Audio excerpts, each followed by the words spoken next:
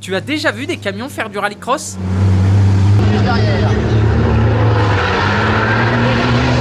Allez, c'est parti pour ton Automoto Express. Bientôt un film sur Ferruccio Lamborghini. Le 18 novembre sortira aux États-Unis sans date communiquée pour la France pour le moment, le film Lamborghini, l'homme derrière la légende. Un biopic qui raconte la vie de Ferruccio Lamborghini. Si le film part de sa réussite dans la production d'engins agricoles, il se concentre surtout sur sa querelle avec Enzo Ferrari. C'est d'ailleurs grâce à cette brouille, un peu romancée d'ailleurs, que Ferruccio Lamborghini décida de devenir constructeur automobile. Dans la bande-annonce, on peut apercevoir une 350 GT qui est la toute première Lamborghini créée ou encore une très belle Countach bleue.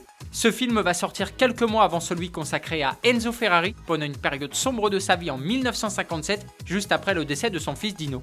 C'est Adam Driver qui jouera le personnage du Commendatore et on y retrouvera aussi Penelope Cruz ou encore Patrick Dempsey. Va y avoir de quoi faire niveau ciné pour les passionnés.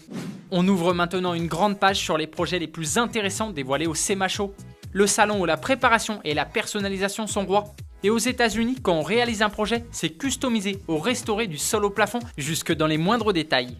Certains grands constructeurs profitent de cet événement pour présenter leurs derniers modèles, comme la Dodge Charger Daytona SRT dont je t'ai parlé hier, et des concept cars totalement délirants.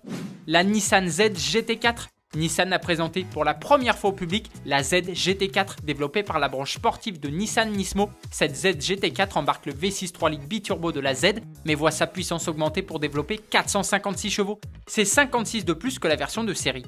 Elle repose sur un châssis conçu spécifiquement, un grand aileron arrière et des freins Brembo. Nissan Nismo fournira des voitures aux équipes clients aux États-Unis et au Japon. Elle est réservée exclusivement à la piste. Elle a une bonne gueule cette voiture, non? Une drôle de Volkswagen Jetta. Aux États-Unis, Volkswagen se lâche et a présenté cette Jetta GLI Performance Concept. Elle dispose d'un kit carrosserie qui la rend bien plus agressive, développe 355 chevaux et possède une boîte manuelle à 6 rapports. Les freins et tout le système de suspension ont été changés. Des renforts de soubassement ont été installés pour augmenter la rigidité de cette Jetta survitaminée. La plus cool des Corolla. Si la Toyota GR Corolla et la Yaris WRC fusionnaient, je pense que le résultat ressemblerait à ça. Ça, c'est la Toyota GR Corolla Rally Concept. Comme tu peux le voir, elle se démarque des autres Corolla grâce à son kit carrosserie, ses extensions d'ailes et son énorme aileron arrière. Sous son capot se cache toujours un 3 cylindres 1,6 litre turbo de 300 chevaux. Les freins ont été retravaillés pour être un peu plus performants et améliorer la rotation de la voiture sur les spéciales en gravier. Malheureusement, cette voiture devrait rester au stade de concept. Dommage, j'aurais bien aimé voir cette Corolla dans le col du Turini. Cette Mercedes SEL cache une grosse surprise. Pour le SEMA Show 2022, le préparateur californien Icon s'est attaqué à une Mercedes 300 SEL de 1971.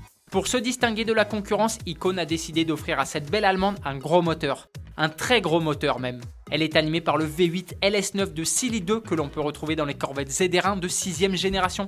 On ne connaît pas sa puissance exacte, mais il devrait développer plus de 600 chevaux. De nombreuses modifications ont été faites pour accueillir un tel moteur. La carrosserie et l'habitacle ont également été retravaillés. J'aime beaucoup.